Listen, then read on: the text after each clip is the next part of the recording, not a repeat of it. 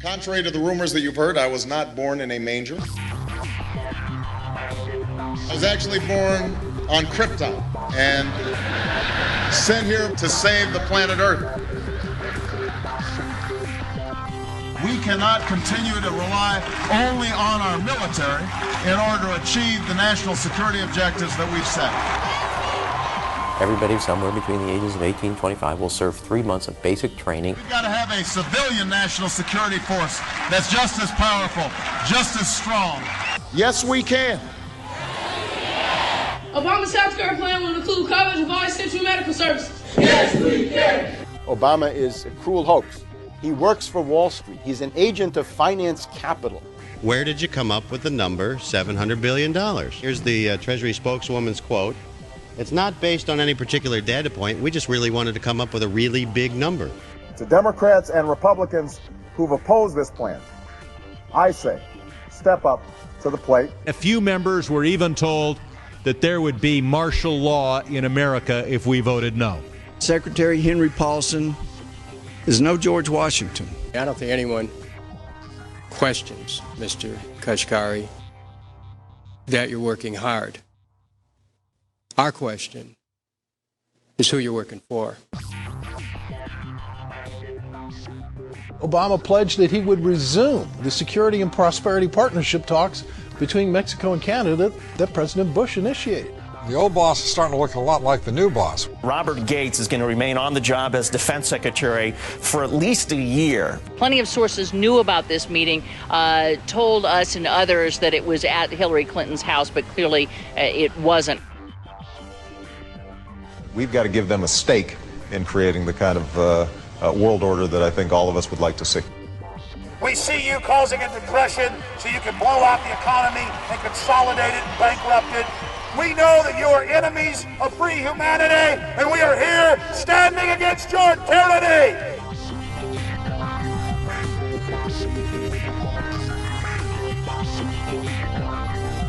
The Obama deception. The truth strikes back.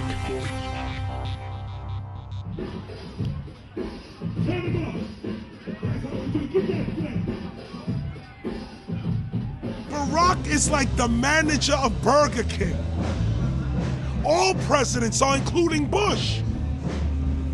It's like this: when your fries are cold, if your burger is not done right, you go back to Burger King, America, or your government, and you say, my burger's cold, I want new fries.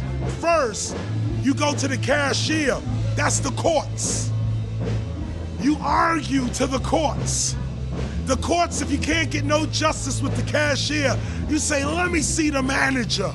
I want to go to the Supreme Court. I want to see the president. The manager comes out. Hi, what can I do for you? Now the manager can override the decisions of the cashier, but you never get to see the franchise owner of Burger King. If you really have a problem with your burger, you need to go see the franchise owner. We need to go to the top or to the bottom. We need to go to where the real architecture of government is. And it's not in a president, it's in a global scheme. Politics in America today is identical to pro wrestling. And what I mean by that is, in front of the cameras and the public, we all hate each other. I'm going to kick my opponent's butt. I'm going to whale him from here to high water and beat the crap out of him. Yet behind the scenes, we all are friends going out to dinner. Went to dinner together. And it's all a work. All intermarried. Show business. It's showbiz. And that's what you have today in politics. The Democrats and Republicans aren't really opposed to each other. Left and right mean nothing. The only thing that counts is, are you working for Wall Street or you're trying to defend the people against the financiers?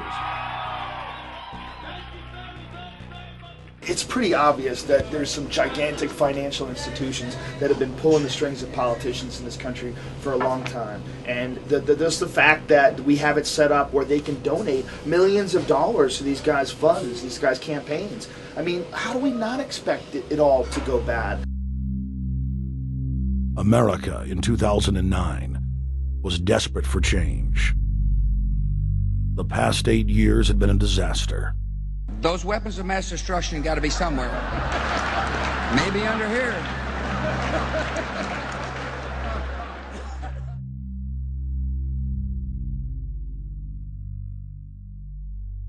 George W. Bush, who had claimed to be a conservative, had tripled the size of the federal government, shredded the Constitution, and destroyed the image of the United States worldwide. Nope, no weapons over there. Endless wars, over 1 million dead Iraqis, and more than 5,000 dead U.S. troops. The Patriot Act, warrantless domestic wiretapping and spying, the end of Posse Comitatus, the rise of the treasonous North American Union, a deepening recession sliding towards total economic collapse. These factors and other abuses had the American people in a state of panic for their future and the very existence of the United States. The elite were in trouble. The people were beginning to see through their facade, past their front man, and to the ruling elite behind the throne. For the first time in U.S. history, both parties were universally hated. Congress had a 9% approval rating. The globalist agenda had stalled. And then, onto the scene came a man who promised change. Change we could all believe in. Barack H. Obama promised to end the war and bring our troops home fast. He pledged to uphold the Constitution and to stop the federal government from spying on the American people. Candidate Obama told American workers that he was going to get them out of NAFTA and GATT, and he's already breaking those promises. In this film, we will prove that Obama says one thing and does another, and that he works for the very same elite interests that Bush served, the very interest engineering the financial collapse and formation of a dictatorial world government. This film is not about left or right. It is nonpartisan. Our past documentary films are among some of the most damning indictments of George W. Bush and his administration that have ever been made. If humanity has any hope of effecting real change for the better, it will not come from the Madison Avenue false reality makers who have cast Barack Obama as the savior of the world. To alter our course from tyranny to liberty, to defeat the corrupt elite, we must get past the puppets and confront the real power structure of the planet. Now we can see a new world coming into view. A world in which there is the very real prospect of a new world order. Webster Griffin Tarpley is an accomplished geopolitical analyst and historian. Among his scholarly works are the unauthorized biographies of George Herbert Walker Bush and Barack Hussein Obama. Since Bush the elder made his speech at the United Nations back in September of 1990 talking about the New World Order, I think I've become confused about what's actually going on in the world. The New World Order is a more palatable name for the Anglo-American world empire. It's